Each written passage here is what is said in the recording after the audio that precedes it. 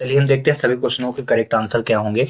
जैसे ये पहला क्वेश्चन है, सोरठा छंद की पद संरचना एवं मात्राओं के गणना क्रम को उल्टा कर दें या मात्रा के गणना नियम को आपस में बदल दें तो निम्न में से किस छंद रचना के प्रकार की परिभाषा स्पष्ट होगी।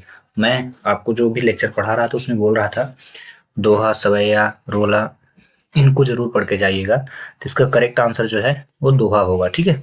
अगला, चंद्रशेखर वेंकट रमन का जन्म कब हुआ? तो इसका करेक्ट आंसर हो जाएगा 1888।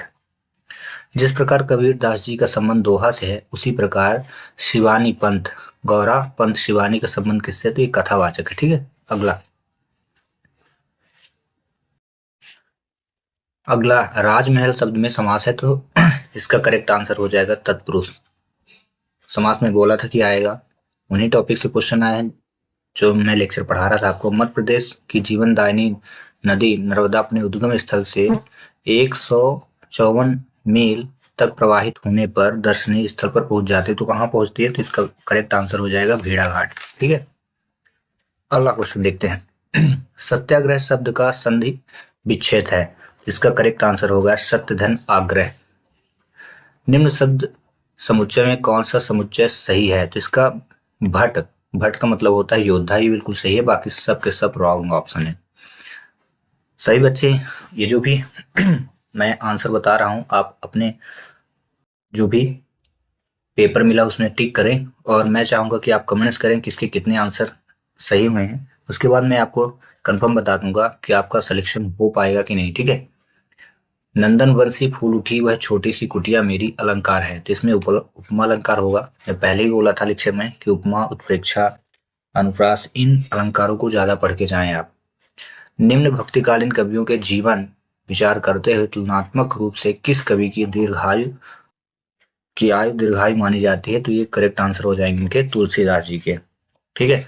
अगला, रात्रि का तद्भव क्या होता है? तो रात होता है। बाकी ये सब रॉन्ग होंगे।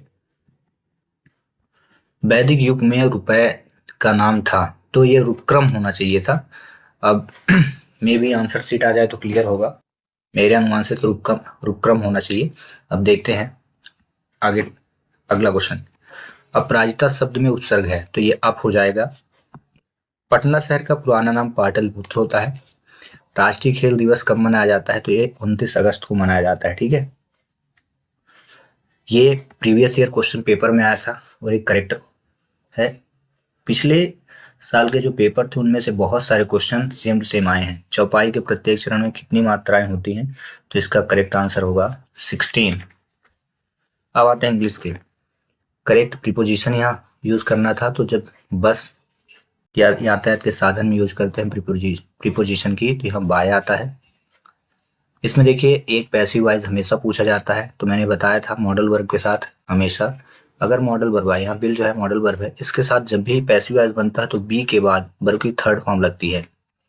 साथ ही साथ जो भी सब्जेक्ट में होगा वो ऑब्जेक्ट में जाएगा। ये सब्जेक्टिव केस है तो ये ऑब्जेक्ट में जाएगा और ऑब्जेक्टिव केस जो है वो सब्जेक्ट में आएगा। ठीक है ना। तो ये ऑब्जेक्टिव केस है हर लेटर। ठीक ना। तो हर का हमेशा बनता है शी, प्रोनाउन चेंज हो जाता है तो शी लेटर, शी बन जाएगा। ठीक ना। अब इसके बाद इसको बनाते हैं तो बी प्लस V3 लगना चाहिए। ठीक है। तो अब देख लेते हैं वी वर्ब की फर्स्ट फॉर्म रॉन्ग, यहाँ बी लगा नहीं, यहाँ बी लगा है वर्ब की फर्स्ट फॉर्म, ये भी रॉन्ग। तो यहाँ देखिए बी प्लस वर्ब की थर्ड फॉर्म टोल्ड लगा है, तो करेक्ट आंसर ये हो जाएगा। ठीक है। अगला, right the noun form of laugh. तो लाफ का नाउन फॉर्म जो होता है लाफ्टर होता है। ये वर्ब की फोर्थ फॉर्म है, जीरन वर्ब भी कहलाती है, वर्ब की फर्स्ट फॉर्म है। ठीक है। करेक्ट आंसर लाफ्टर हो जाएगा। Choose the miss spelled word, तो ये हो गया विटल, यहाँ BEETEL होना चाहिए था। ठीक है। ये रॉन्ग होगा। अगला, neither she nor I am invited, या कि एम होना चाहिए यहाँ, या कि वॉज, तो वॉज आया नहीं इसलिए करेक्ट आंसर ये हो जाएगा। Choose the correct synonym of brief, तो इसका शॉर्ट होगा। ब्रीफ का मतलब भी छोटा होता है इसलिए इसका करेक्ट आंसर शॉर्ट होगा। यक्ष वॉज हाईली प्लीज्ड विथ, जो MP बोर्ड की क्लास 8th की इंग्लिश की बुक है उससे आया है, A to Z वही क्वेश्चन पूछ लिया है उसी चैप्टर से Yudhishthir. Selected select the appropriate conjunction, he works very hard, he gets a low salary। वह बहुत कठिन परिश्रम करता है, लेकिन यहाँ आया रीजन बता रहा है लेकिन, इसलिए बट, लेकिन उसको सैलरी जो है कम मिलती है। ठीक है। Where was Kalpana Chawla born, ये करनाल होगा। Find the opposite of the underline, very का अपोजिट बताना है क्या होगा, जिसका आंसर करेक्ट होगा फ्रेश। ठीक ना। अगला, a famous rule of the Gond Gond dynasty, तो इसका हो जाएगा रानी Durgavati. A fleet of ship होता है, जहाजों के जो झुंड, जो ग्रुप होते हैं उसको फ्लीट बोलते हैं। ठीक है। और ये question previous year question paper के सेट में मैंने कराया था, जो लेक्चर अपलोड किए थे। अगर जिस बच्चे ने कंटिन्यू मेरे लेक्चर लिए होंगे तो उनको ये सब क्वेश्चनों के आंसर पता रहे होंगे। Choose the correct binomials. ठीक ना। Since then it has been protected for its, आपको बताना है कि इनमें से करेक्ट आंसर कौन सा होगा जो इस मीन्स को कनेक्टेड कर, प्रोटेक्टेड फॉर इट्स यानी सुरक्षा करना। तो ये फ्लोरा एंड फोना, ये क्या है, पर्यावरण सुरक्षा के लिए अपनाया गया, तो ये करेक्ट ऑप्शन होगा। How their task long been doing have they, इसमें पैरा जम्बल दिया है, इस जम्बल को करेक्ट करना है। तो इंटेरोगेटिव है, तो इंटेरोगेटिव सेंटेंस में सबसे पहले क्वेश्चन WH वर्ड आता है अगर हो तो, जैसे हाउ है तो WH वर्ड सबसे पहले आए सब में है, और हाउ के साथ फिर जो ही ऑब्जेक्टिव केस होगा वो आएगा, फिर हेल्पिंग वर्ब आएगी, फिर सब्जेक्ट आएगा। ठीक ना। तो हाउ के साथ लॉन्ग, यहाँ हाउ के बाद एडवर्ब आया है, एडवर्ब नहीं एडजेक्टिव, हाउ लॉन्ग सब में लगा है ना, इसमें हाउ दे, तो ये रॉन्ग हो जाएगा क्योंकि लॉन्ग यहाँ है। तो हाउ के साथ लॉन्ग, इसके बाद हेल्पिंग वर्ब आनी है, तो हैव इसमें भी है, इसमें नहीं है तो ये बाहर हो गया। ठीक ना। ये हैव है दोनों में। इसके बाद सब्जेक्ट आएगा, तो सब्जेक्ट भी है। ठीक है। फिर इसके बाद देख लेना है, इसमें ये देखिए बीन लगा है और डूइंग लगा है, तो हैव बीन होता है, तो क्योंकि इंटेरोगेटिव सेंटेंस है तो सब्जेक्ट के तुरंत बाद बीन का यूज होगा, तो ये करेक्ट हो जाएगा और ये रॉन्ग हो जाएगा, तो करेक्ट आंसर इसका सी होगा। अगला, fill the blanks with correct homophones, यानी ऐसे वर्ड जिनके प्रोनाउंसिएशन तो सेम है लेकिन अर्थ अलग अलग। साइट साइट साइट, तो इसका करेक्ट आंसर साइट होगा। The sight of snow clad mountain is exciting, sight मतलब होता है दृश्य। ठीक ना। अगला, which are the following industry is the part of sunrise industry, तो इसका करेक्ट आंसर इंफॉर्मेशन टेक्नोलॉजी हो जाएगा। ठीक ना। सनराइज उद्योग में कौन सा उद्योग। अगला, moss and lichens are found in, काई और लाइकेन पाए जाते हैं, तो इसका करेक्ट आंसर होगा tundra vegetation.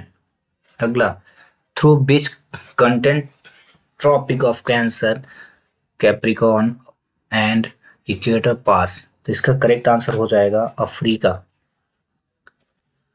Global 500 award is given for contribution in which field, तो इसका करेक्ट आंसर आपका हो जाएगा इन्वायरमेंटल प्रोटेक्शन, यानी ग्लोबल 500 पुरस्कार किस क्षेत्र में योगदान के लिए दिया गया था, तो पर्यावरण बचाव के लिए।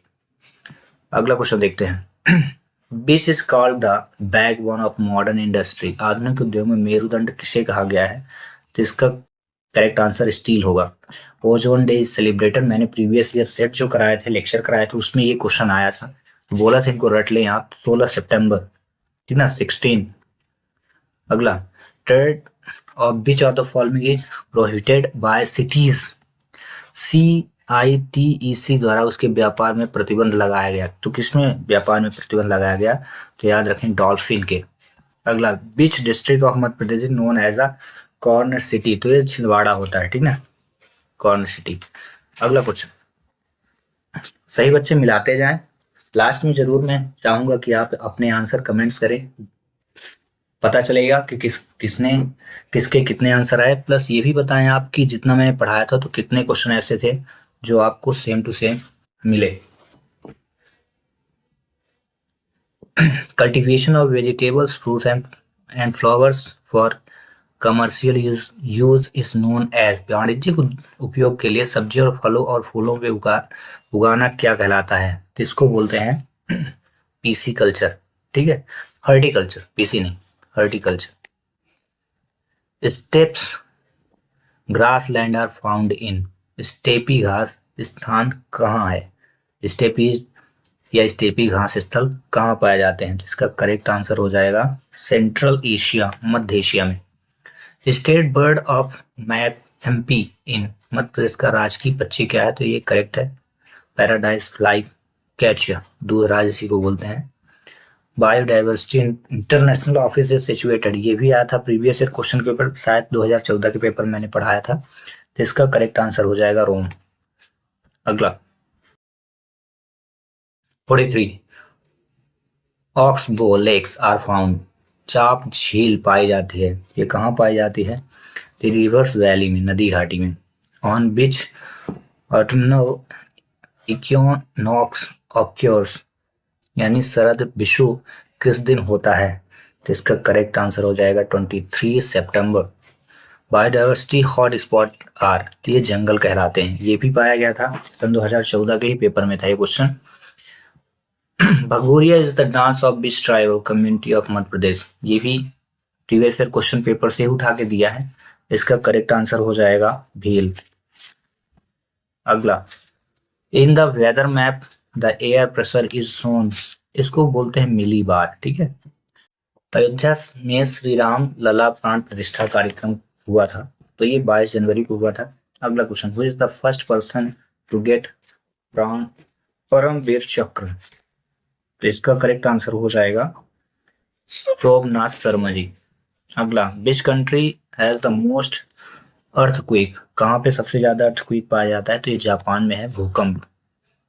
अगला ये वेरी इंपॉर्टेंट क्वेश्चन, ये प्रीवियस ईयर क्वेश्चन पेपर से उठा के दिया है, ये कहा जाए कि वही मोस्ट क्वेश्चन है जो पहले आ चुके हैं। प्रकाश वर्ष किससे संबंधित है, तो ये डिस्टेंस है।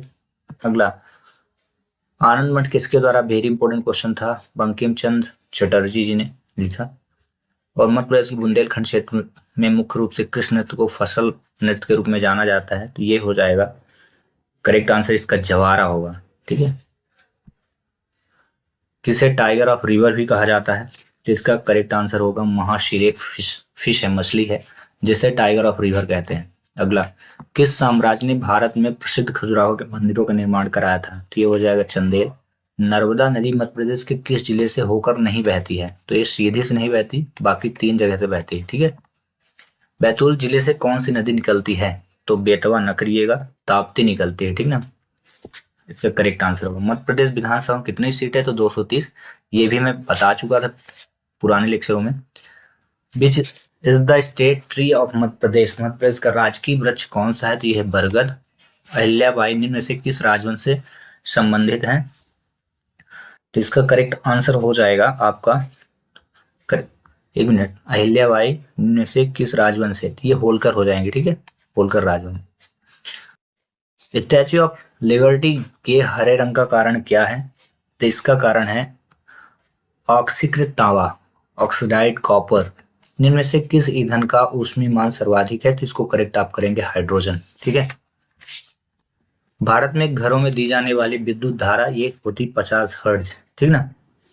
और इनमें से कौन सी धातु चमकीली है, चमकीली है, तो इसको आयोडीन करें, आयोडीन का जो रंग होता है चमकदार रहता। पैरामीशियम का प्रचलन अंग क्या है, पैरामीशियम का, ठीक है, तो इसका करेक्ट आंसर होगा सीलिया। वहीं मानव की दृष्टि, स्पष्ट दृष्टि की न्यूनतम दूरी 25 सेंटीमीटर होती है, ठीक है। ये साइंस के क्वेश्चन सभी चल रहे हैं। विद्युत बल्ब में कौन सी गैस भरी होती है, तो आर्गन है। इंद्रधनुष किसके कारण बनता है, तो इसका करेक्ट आंसर हो जाएगा विक्षेपण, रिस्पिरेशन। आपतन कोण परावर्तन कोण के बराबर होता है, तो हमेशा याद रखना ये सदैव है, ये परावर्तन का नियम है। और निम्न से कौन सा कथन सत्य है, तो इसका करेक्ट आंसर हो जाएगा आपका ये cathode rays are stream of electron, cathode किरण इलेक्ट्रॉन की धाराएं होती हैं। अगला स्ट्रेटोस्फेयर का या समताप मंडल की लगभग ऊंचाई कितनी है, तो ये 10 से 50 किलोमीटर। किस ग्रह को सुबह का तारा, तो ये होता है शुक्र। सांझ का तारा, सुबह का तारा भी, और सबसे चमकदार भी ग्रह होता है। कौन सा हाइड्रोकार्बन सबसे सरल यौगिक है, तो ये हो जाएगा आपका मीथेन, ठीक है। और पुरानी किताबों का कागज भूरा किस कारण होता था, किताबों का जो कागज था उसके भूरे होने का कारण क्या था, तो ये है सेल्यूलोज के ऑक्सीकरण से ये भूरे दिखते थे।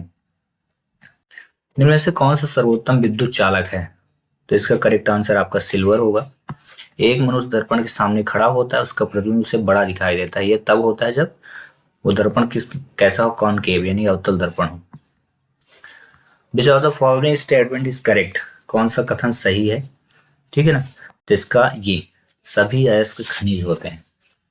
हैली धूमकेतु कितने वर्षों में, तो ये होता है 76 वर्ष, बट ऑप्शन में 75 76 दिया तो ये करेक्ट माना जाएगा। कौन से गुण धातु में नहीं पाया जाता, तो ये भंगुरता या धातुओं का गुण है, बाकी सब ये धातुएं गुण होते हैं, ठीक है ना, भंगुरता नहीं पाया जाता। कोशिका का रसोई घर किसे कहते हैं, तो इसका करेक्ट आंसर होगा क्लोरोप्लास्ट, ठीक है। अब आते हैं मैथ पे, क्वेश्चन नंबर 81। चलिए देखते हैं मैथ में जो भी हमने पढ़ाया था वो कितने क्वेश्चन आए। तो पहला क्वेश्चन तो बहुत ही आसान दिया, जो भी बच्चे लेक्चर को कंटिन्यू देखेंगे, जोड़ घटाना गुणा भाग उनको आता है, तो ये क्वेश्चन बन गया होगा।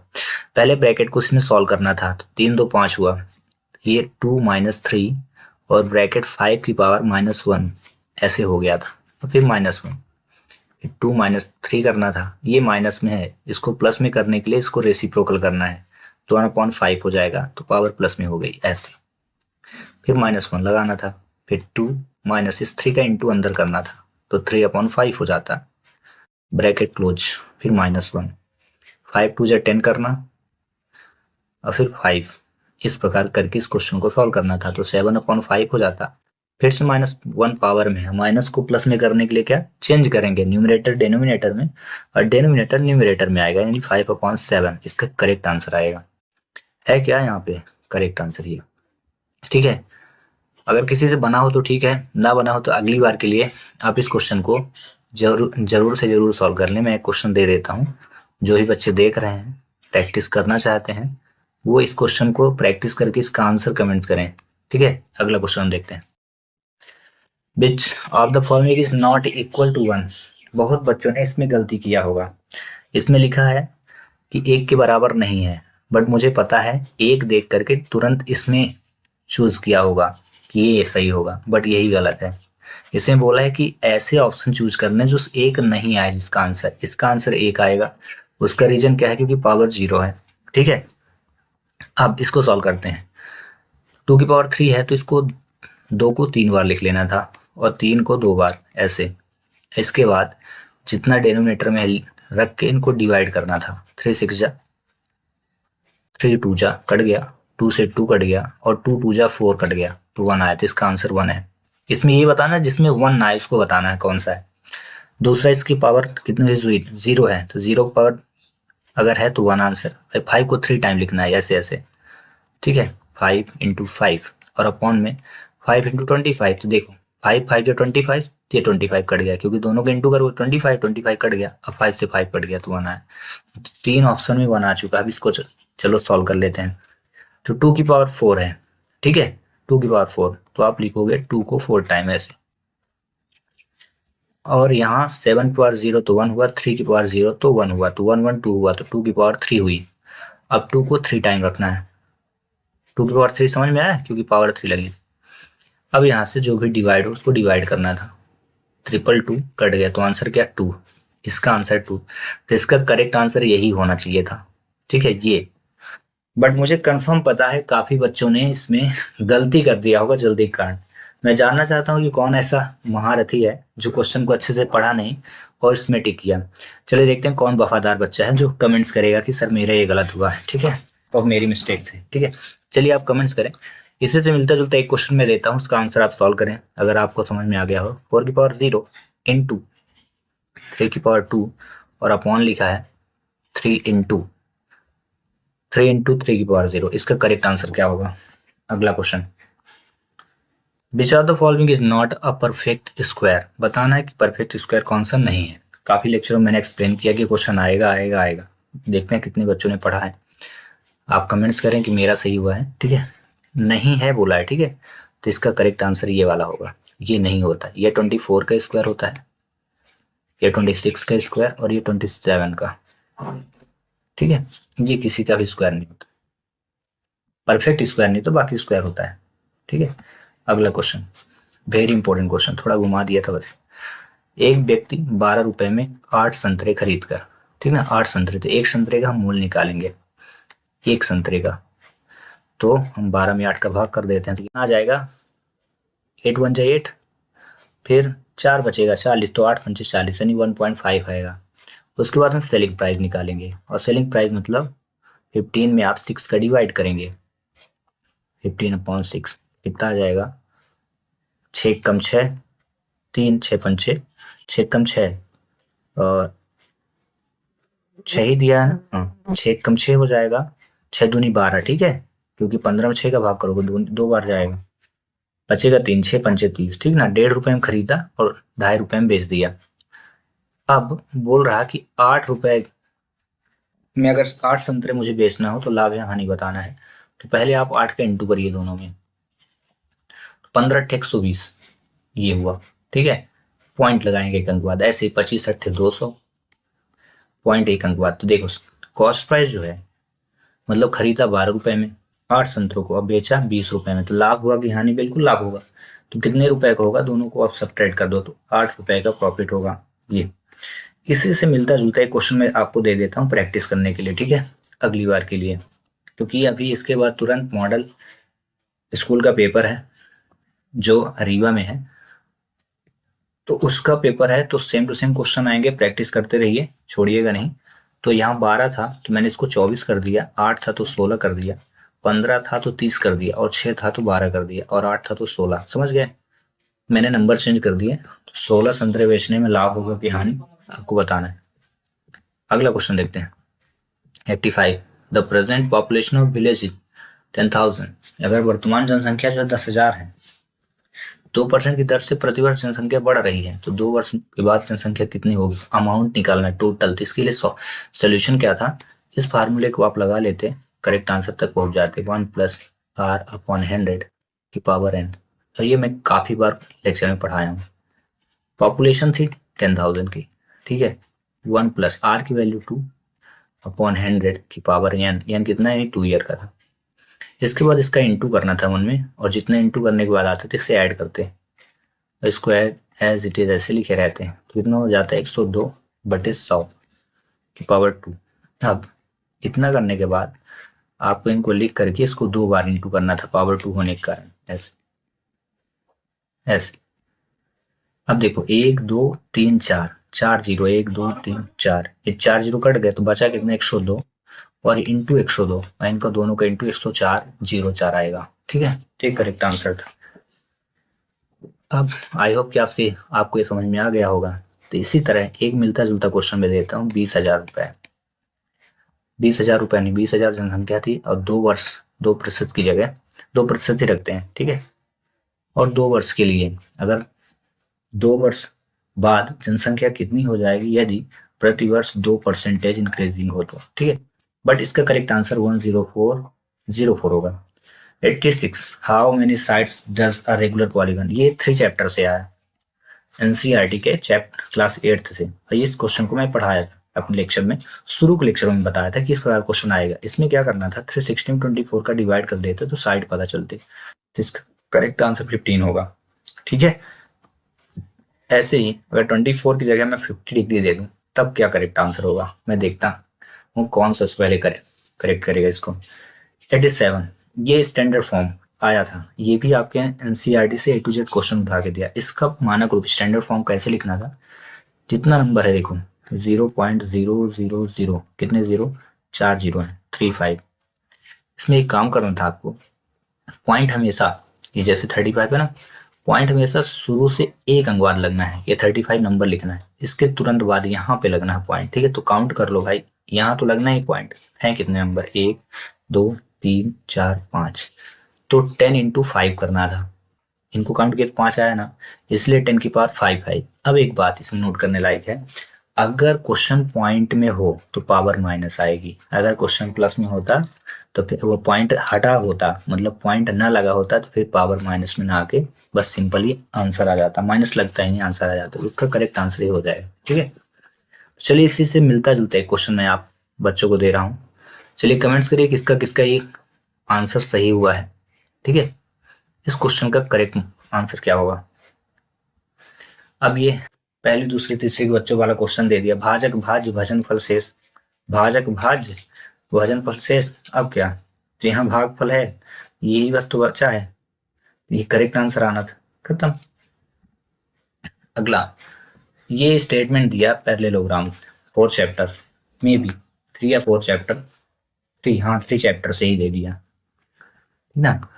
तो इसमें बताना है कि कौन सा स्टेटमेंट ट्रू नहीं है, तो इसका ये वाला, बोथ डायगोनल्स आर इक्वल, ये नहीं होता, इक्वल नहीं होता है, पैरेललोग्राम है ये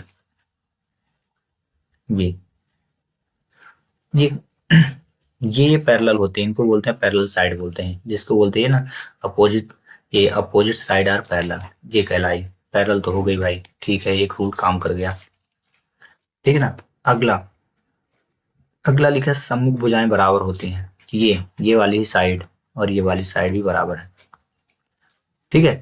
अब एक रूल बोला सम्मुख कोण बराबर होते हैं, यानी अपोजिट एंगल जो होते हैं इक्वल होते हैं, ये भी सही है, अपोजिट एंगल, ये एंगल दोनों इक्वल होंगे, ठीक है, बट दोनों विकर्ण बराबर नहीं होते हैं। Question number 90, compound interest on 1000 at the rate of 10% 3 year.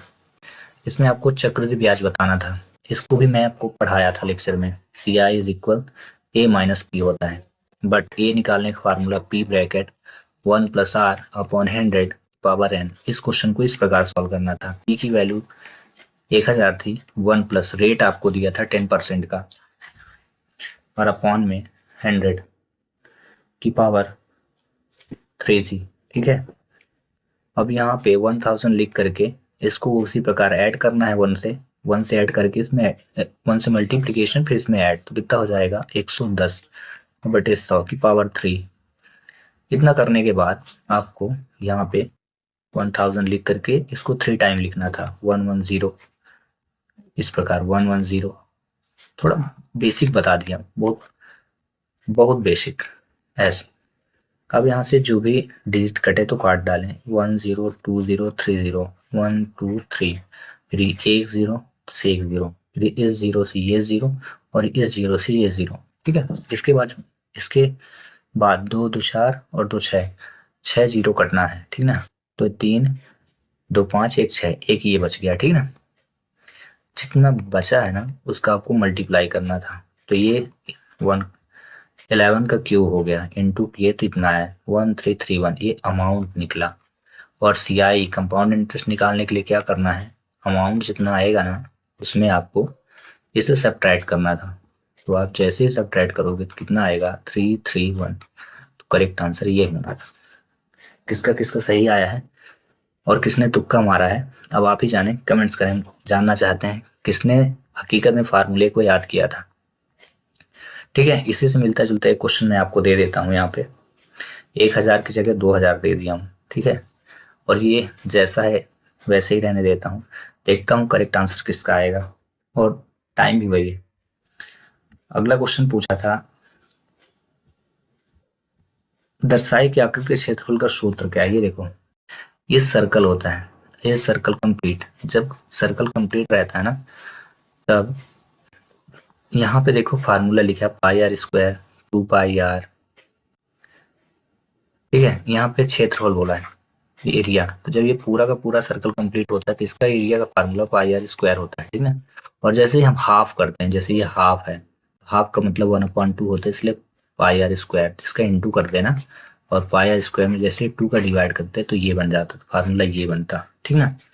तो मैं आपसे क्वेश्चन पूछता हूँ कि वृत्त की परिधि का फार्मूला क्या होगा। ऑप्शन में है, देखना चाहता हूँ किससे बनेगा, इन्हीं ऑप्शन में वृत्त की परिधि का फार्मूला है, ठीक है।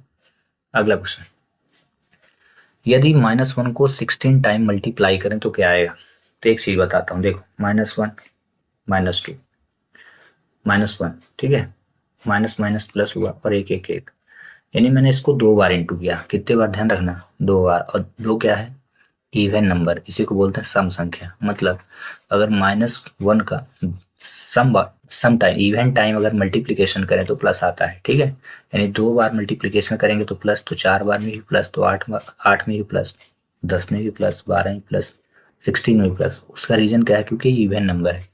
-1 का इवन टाइम मल्टीप्लिकेशन हमेशा ही प्लस आता है, तो ये श्योर हुआ कि ये सब आने नहीं है क्योंकि माइनस लगा है, और 16 आना नहीं क्योंकि 1 1 जा 1 ही होता है, 16 तो आएगा नहीं।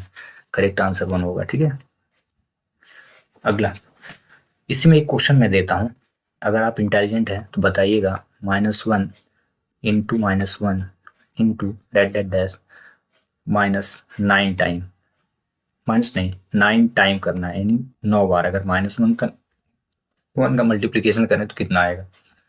अगला क्वेश्चन, इसमें बोला था 14xyz का मान फाइंड करना था डिवाइड करके, ऐसे x² y² z² में 14xyz डिवाइड करना था। तो देखो ये भी मैं पढ़ाया था, 17 2 जा, इस x² में एक x कट गया, ठीक ना, तो यहाँ x बचेगा, फिर y² में एक y, तो y बच गया, और z² में एक z, तो z, तो x y z अपॉन 2 आना चाहिए। है क्या ऑप्शन में? नहीं है, ऐसा आप ना कहें, है, ये है 1/2, इसको अलग कर दिया और x y z रखा बस, तो करेक्ट आंसर यही होगा। चलिए इससे मिलता जुलता एक क्वेश्चन मैं देता हूँ। 14x² y² z³ और डिवाइड करना है आपको, डिवाइड करना है 28x y z²। इसका करेक्ट आंसर क्या होगा? चलिए जो भी इंटेलिजेंट है वो आंसर को कमेंट करे। अब यहाँ पे बड़ा अच्छा क्वेश्चन आया, थोड़ा सा दिमाग लगाने वाला क्वेश्चन। a की पावर अगर b हो इज इक्वल 1 to 5, तब बोला a और b अगर पॉजिटिव इंटीजर हो तो बताइए a minus B bracket a plus B -4 का मान क्या होगा। सिंपल सा है, देखिए a की पावर b है, मतलब ये भी किसी न किसी नंबर का पावर होगा। 5 की पावर 3 यानी 5 का क्यूब, में बोला था ना, याद कर लेना। 5 इंटू 5 इंटू 5 अगर याद किए होते तो आपको पता चल जाता कि 5 का क्यूब है 1 to 5 होता। अब देखो लॉजिक, ये नीचे a है, मतलब a का मान क्या हुआ 5, समझना, और ये ऊपर b है तो b का मान क्या हुआ 3। इतना समझ में आया। अब यहाँ बोला इसको सॉल्व कर दो, a माइनस बी मतलब 5 माइनस 3, फिर पावर लगाओ, फिर बोला a प्लस बी कर दो यानी 5 + 3 कर दो। अब फिर बोला -4 करना है, ये लिखा ना -4, -4 कर दो, तो 5 में 3 गया तो 2 की पावर 5 3 8 हुआ, -4 तो 2 की पावर कितना हुआ 4, 2 को 4 टाइम मल्टीप्लाई करना था बस, और आंसर आ जाता। 2 दूनी 4 दूनी 8 दूनी 16, तो करेक्ट आंसर क्या होगा ये। मुझे पता है कि इसमें कम से कम 90% स्टूडेंट ने तुक्का मारा होगा, ठीक है, अब तुक्का तो गलत ही होता है मैथ में। चलिए तो इससे मिलता जुलता एक क्वेश्चन में देता हूँ कि a की पावर अगर b हो, ठीक है, और 3 4 3 हो, ध्यान रखना 3 3 4 3 हो, तो आप बताइए, यही question, a minus B power a plus B -4 का मान क्या होगा। ठीक है, अगर ये क्वेश्चन का सोल्यूशन आपको समझ में आ गया होगा तो इसका आंसर आप करेक्ट कर लेंगे। 95, कोई वस्तु 18% जीएसटी से सम्मिलित करने पर 1239 खरीदी गई, ठीक है, तो जीएसटी जोड़ने से पहले वस्तु का क्रय मूल्य क्या था, तो इसके लिए क्या करना है, टोटल परसेंटेज हमेशा कितना होता है 100, याद रखना, और दोनों को ऐड करते हो, जब दोनों को ऐड करो तो कितना हो जाएगा 118, ठीक है। अब जितना आया है ना 1239 बोला है, इतना जीएसटी ऐड करने पे वस्तु को खरीदा है, तो इसमें परसेंटेज दिया, ध्यान रखना परसेंटेज है तो इंटू 100 कर देना बस, इसको इसमें डिवाइड करना है आपको, ठीक ना। तो उससे पहले इसको डिवाइड करते हैं, 2 पंचे 10, 2 पंचे 10 और 2 नाम 18, ठीक है, इतना हो गया डिवाइड। इसके बाद क्या करना, आप 59 से 1239 को डिवाइड कर देना और आपका आंसर हो जाएगा। 1239 को 59 से डिवाइड कर देना, ठीक है, इसको तो 21 आ जाएगा, और जितना बचे इंटू कर देना, 0 5 एकम 5 5 दूनी 10, इसका करेक्ट आंसर 10 50 हो जाएगा। इसी से मिलता जुलता एक क्वेश्चन में देता हूँ, यहाँ मैं दे दिया 1500 और जीएसटी परसेंट 20% का है, तो आप बताइए कि जो जीएसटी की पहले कॉस्ट था वो कितना होगा। 96, if radius of a circle is double then circumference will be, यदि वृत्त की त्रिज्या दोगुनी हो जाए, ठीक ना, तो सर्कमफ्रेंस ऑफ सर्कल क्या होता है 2 पाई, याद रखना 2 पाई, और रेडियस को डबल बोला है यानी 2r हो जाएगा, तो बस आर की जगह आप रख लो 2r। ठीक है, जब 2r रखोगे तो 2 बाहर आ गया, बचा कितना 2πr। ध्यान रखना ये फार्मूला है, ठीक है। 2πr बना और ये बाहर आ गया, मतलब कितने टाइम, 2 टाइम। ठीक है,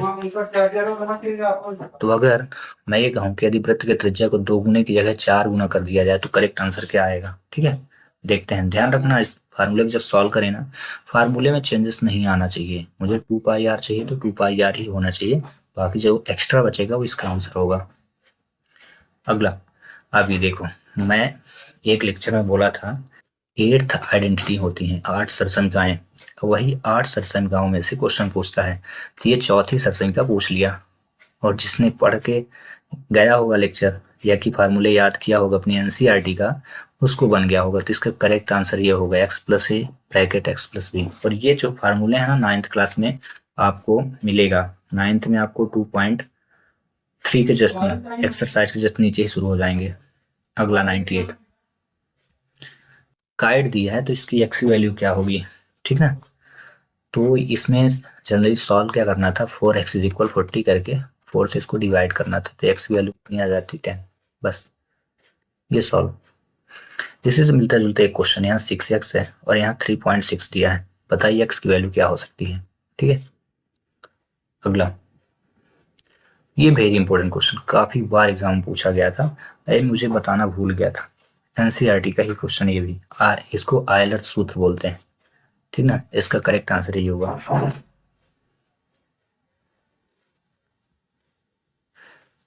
अगला क्वेश्चन देखते हैं, जो इस एक लेक्चर का लास्ट क्वेश्चन है। बोला डिवाइड करिए। मैं मल्टीप्लिकेशन सिखाया था, बट इसमें क्वेश्चन डिवाइड के ही आए हैं। 3/2x² में डिवाइड आपको x का करना था। इस x ने इस x को डिवाइड किया, तो 2 थे तो 1 बचा, तो इसका करेक्ट आंसर 3/2x आना था। बहुत सरल सरल क्वेश्चन दिया था, ये करेक्ट आंसर होगा। ठीक है, इसी से मिलता जुलता एक क्वेश्चन में देता हूँ, 4/5 x³ में आपको x डिवाइड करना है, तो करेक्ट आंसर क्या आ सकता है। चलिए मिलते हैं नेक्स्ट वीडियो में, थैंक्स फॉर वॉचिंग।